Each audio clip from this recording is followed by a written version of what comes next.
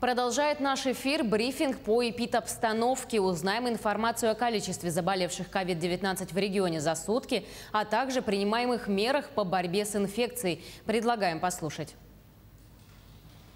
Ольга Валерьевна, здравствуйте. О текущей эпидемиологической ситуации в нашей республике.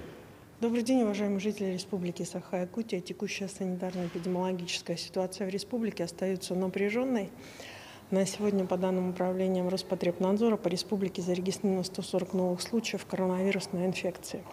Необходимо обратить внимание, что 75 случаев зарегистрировано в городе Якутске и 12 случаев, это самые высокие цифры по республике, зарегистрировано в Мирнинском районе. 9 случаев зарегистрировано в Нерюнгринском районе, но для них тенденция, связанная с большим количеством случаев, так же, как и для Мирнинского района, является постоянной уже практически месяц. И если оценивать их с точки зрения месяца, то необходимо обратить внимание на некоторое снижение выявленных случаев, особенно по Мирнинскому району, где был предпринят ряд мер, прежде всего административного характера, мер, направленных на, в том числе приостановление деятельности ряда учреждений, организаций, которые оказывали соответствующие услуги, связанные с культурно-массовыми мероприятиями, проведением культурно-массовых мероприятий, для того, чтобы вот эту цифру сегодня действительно снизить. А у нас продолжает опасность вызывать Сунтарский район, в котором зарегистрировано по данным управления Роспотребнадзора 8 случаев. При этом необходимо обратить внимание на соблюдение сунтарцами мер социально-эпидемиологических, прежде всего при принятии решений о проведении больших коллективных семейных праздников. По 6 случаев зарегистрировано в Алданском, Вилюйском, Мегино-Кангаласском районе, по 3 случая в Усть-Алданском и Татинском районах, по 2 случая в Ленском и Нюрбинском, по 1 случаю зарегистрировано в Амгинском, Верхневилюйском, в Горном, Кобяйском, Намском, Алекминском, Хангаласском, Чурапчинском и Лусе. Уважаемые жители Республики Саха-Якутия, безусловно, фиксация новой коронавирусной инфекции, особенно на территории тех муниципальных образований, где сегодня сложная противопожарная ситуация как таковая, конечно же, накладывает на органы местного самоуправления двойную нагрузку. Нагрузку как связанную с предотвращением пожара, но и также и с мерами, направленными на профилактику и недопущение распространения коронавируса. Поэтому непосредственно необходимо обе эти задачи выполнять достаточно четко в интересах наших граждан. За сутки проведено 3005 исследований. Всего за весь период пандемии обработано 1 288 716 тестов.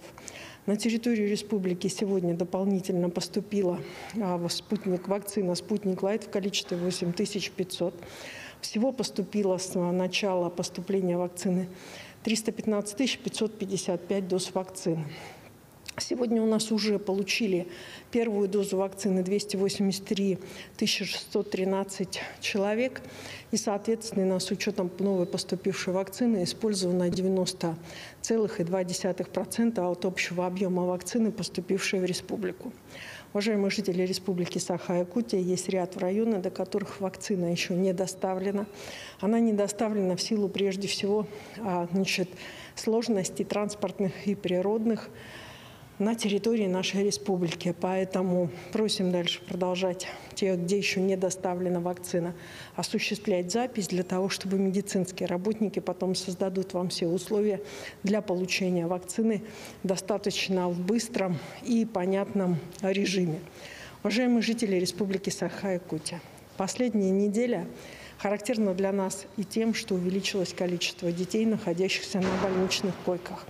На настоящий момент мы развернули дополнительные койки детской инфекционной больницы. Впереди, соответственно, у нас учебный год, школьный год. И, соответственно, дети вновь соберутся в группы для продолжения обучения и образовательного процесса, и дополнительного образования, и для спортивной подготовки. В связи с этим сегодня мы обращаемся к родительской общественности о том, чтобы непосредственно каждый задумался о необходимости того, что если родители не провакцинированы, и вы приводите ребенка в группу детского сада, то не забывайте, что рядом есть те, кто о своем здоровье заботится путем вакцинации и не хотят, чтобы их ребенок, соответственно, получив заболевание, принес возможное заболевание в ту или иную семью. Поэтому еще раз обращаю ваше внимание и призываю родителей, имеющих детей, мужей, имеющих беременных женщин, и всех тех, кто окружает тех лиц, которые не могут провакцинироваться в силу противопоказаний, их охранять и беспокоиться о них. Только коллективная вакцинация даст нам возможность непосредственно разрешить эту проблематику. Уважаемые жители Республики Саха-Якутия, во второй части брифинга я бы хотела обозначить ту текущую ситуацию в части социальной помощи, которая оказывается гражданам, находящимся на настоящий момент в зоне пожароопасной на территории республики. Нас необходимо обратить внимание на то, что в настоящий момент ребятишки из Горного Улуса уже практически, та группа, которая часть доехала уже до Орленка, им достаточно сложно было это сделать, потому что в Красноярске была задержка рейса, но все дети уже дышат, дышат краснодарским воздухом, да, морским воздухом. Часть детей у нас вчера появилась здесь и была размещена в Сосновом Бору города Якутска, детей Горного Улуса, также и Намского Улуса. Сегодня в связи с тем, что второй день отселяются из населенных пунктов Намского Улуса ребятишки и пожилые, соответственно, по всем ребятишкам и Намского Улуса также решается вопрос о размещении их в лагерях как города Якутска, так и заключения договоров на размещение лагерей в других субъектах Российской Федерации. Кроме того, медицинскими работниками у нас взяты на учет и находятся на особом индивидуальном медицинском наблюдении все беременные из зон пожароопасного, из зон территории пожароопасных. Также непосредственно и пожилые граждане, пожилым гражданам, которые отселены, предлагается реабилитация. Как в Министерстве труда, Министерстве образования, Министерстве здравоохранения есть соответствующая прямая линия на их сайтах для того, чтобы разрешить эти ситуации. Здоровья всем! Это был брифинг оперативного штаба по эпидобстановке, а мы идем далее.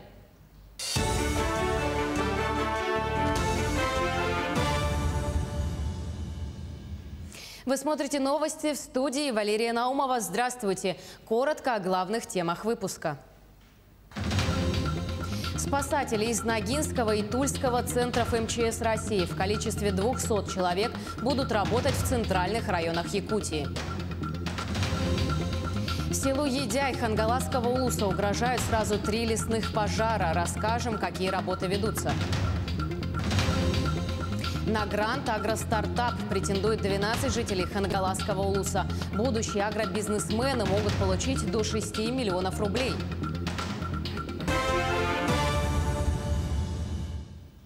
В Якутии за минувшие сутки ликвидировали 20 лесных пожаров. Об этом в ходе брифинга рассказал первый заместитель председателя правительства республики Дмитрий Садовников.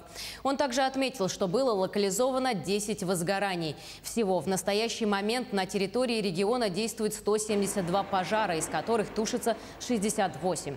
С огнем борьбу ведет 4587 человек, в том числе 729 единиц техники. Ожидается, что сегодня в Якутию прибудут дополнительные силы для борьбы с лесными пожарами.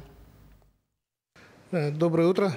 Сегодня по территории республики действует 172 пожара, из них тушатся 68, локализовано 10, ликвидировано 20. К сожалению, вновь обнаружено еще 14 пожаров. На этих пожарах работает 4587 человек, 729 единиц техники. Знаете, что на днях прибыла военная техника нашего инженерного батальона. Техника военных работает в 2 районах, это в Горном и Намском районе. Сегодня также по просьбе главы нашего региона Арсения Сергеевича Николаева планируется прибытие 200 спасателей МЧС Российской Федерации с города Москвы. Сегодня уже прибытие начинается, перевозка их с Мирного района мы ожидаем сегодня. И в срочном же порядке по 25 человек, 8 групп будут переброшены в населенные пункты, где угрожает лесной пожар. Лесные пожары угрожают в следующих населенных пунктах. Это Эргалях, Хараялах, Намском районе, Этыккөл, Татинском районе, Бескөл, Горном районе, Кылае, Берия, Усалданском, Каракы, Хомустах, Верхневилюйском. Также в Кобяйском районе это населенные пункты Ситта, Сангар, Кальвица. И в Чурапчинском районе село Мельдяхсен. Отмечаем также работу районов, то, что районы работают на местах. Спасибо за мобилизационные силы, за местное население, которое работает на этих пожарах. Спасатели из Ногинского и Тульского центров МЧС России будут работать в центральных районах Якутии. За сутки общая группировка сил увеличилась на 327 человек. Количество техники увеличилось на 113 единиц за счет наращивания сил на действующие пожары в 4 районах Якутии. Специалисты МЧС России продолжают работу на территории Намского, Тампонского, Татинского, Горного, Верхневилюйского, Усть-Алданского и Мирнинского районов, где сохраняется напряженная обстановка. В зависимости от погодных условий в плане применения авиации МЧС России близ населенных поселков Фрунзе, Далыр, Кырыкы, Бютейдях, Малыкай. Сегодня на территорию региона прибывают 2 многоцелевых самолета-амфибии Б-200ЧС и самолеты Ил-76 со спасателями из Ногинского и Тульского спасательных центров МЧС России в количестве 200 человек. В течение дня будет произведено маневрирование сил и средств. Сотрудники будут распределены в центральных районах Якутии. Хангаласскому селу Едяй угрожают сразу 3 лесных пожара. Один из них перекинулся из Горного Улуса. Сегодня туда выехал глава района Олег Иринеев. Ближе всего к деревне подобрался пожар, зарегистрированный в соседнем Наслеге со стороны села Кытылдюра. Он сейчас на расстоянии 8 километров. Сегодня пожарные будут прокладывать минерализованную полосу в 7 километрах от села и пускать встречный огонь. С вероятностью в 100%, как утверждают специалисты, с данным пожаром сегодня объединится пересекший границу района лесной пожар из Горного Улуса. Вчера вечером между ними было расстояние всего в 3 километра. Третьей угрозой является лесной пожар, действующий в самом Наслеге. Он в 10 километрах от села Едяй. Сегодня там также будет произведен отжиг от минполосы в 4 километрах от села. По всему фронту идет в сторону Едяя. Если верховой будет, то сегодня-завтра 32-й и 17-й пожар могут объединиться. Работает всего 56 привлеченных с авиалис охраны Якутлесресурс. И местное население, все мужчины работают. Сейчас большая работа проводится по расширению минполосы. Ну и ночью и днем расширяем вокруг Наслега полосу. На сегодняшний день на территории Татинского Улуса действует 3 лесных пожара. Всего к тушению привлечено 288 человек и 69 единиц техники. Усиленно проводились работы по валке леса. Прокладывается минерализованная полоса в поселках Усть-Тата, Баяга, Хара-Алдан. Наибольшая угроза от пожара грозит населенному пункту Итыккөл. Вчера в местности Бачахай проложена минерализованная полоса шириной свыше 20 метров. Также проведен встречный отжиг. Сегодня на замену отправлено свыше 100 человек. Работы по недопущению огня к районному центру продолжаются.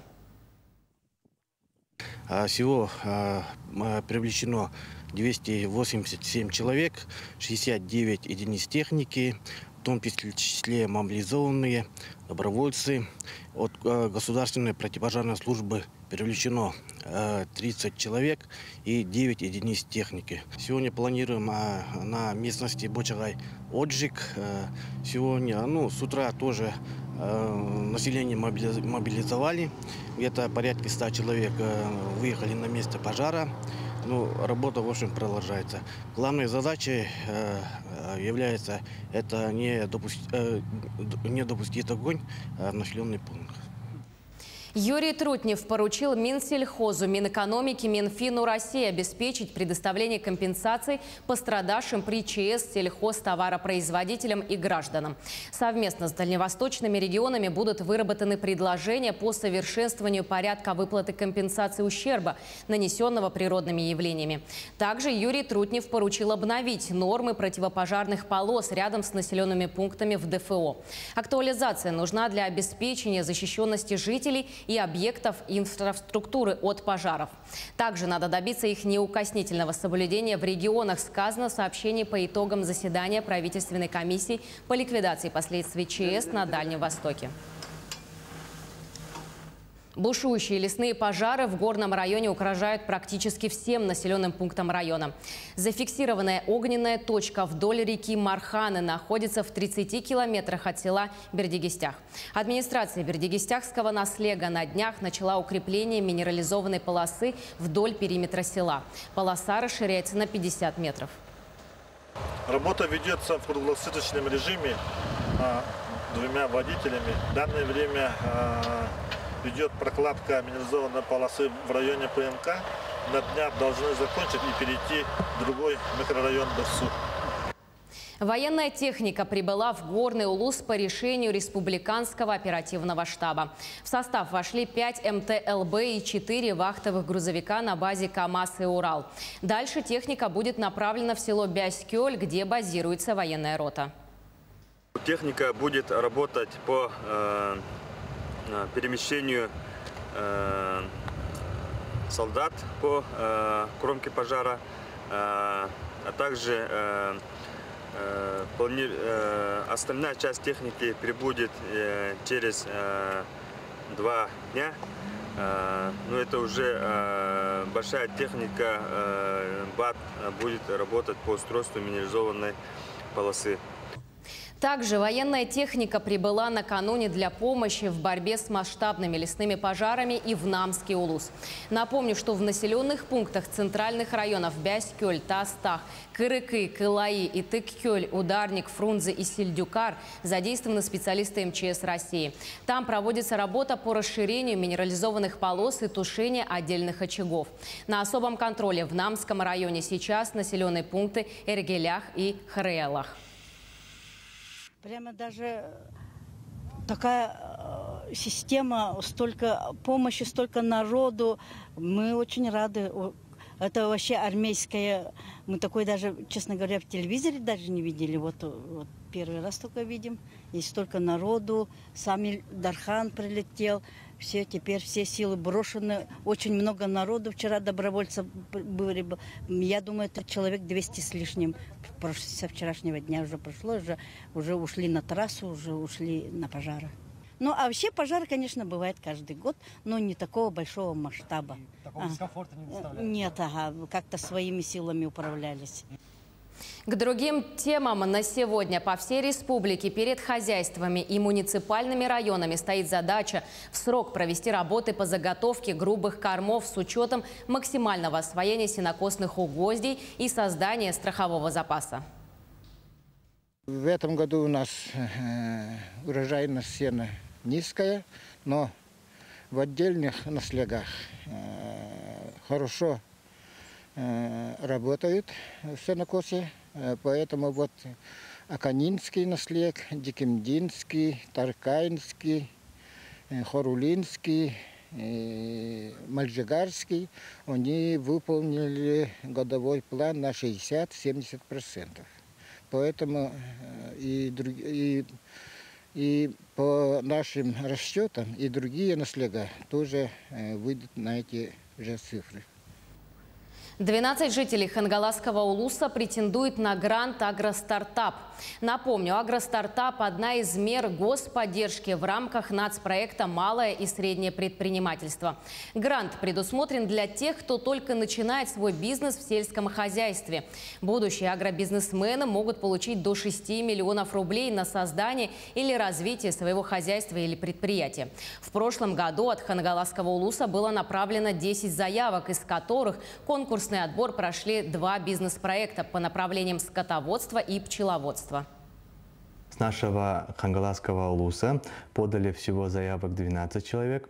Из них 2 гранта – это у нас растениеводство, разведение крупного рогатого скота – 4 гранта и разведение лошадей – это у нас 6 человек всего. К этому часу это все новости. Оставайтесь с нами.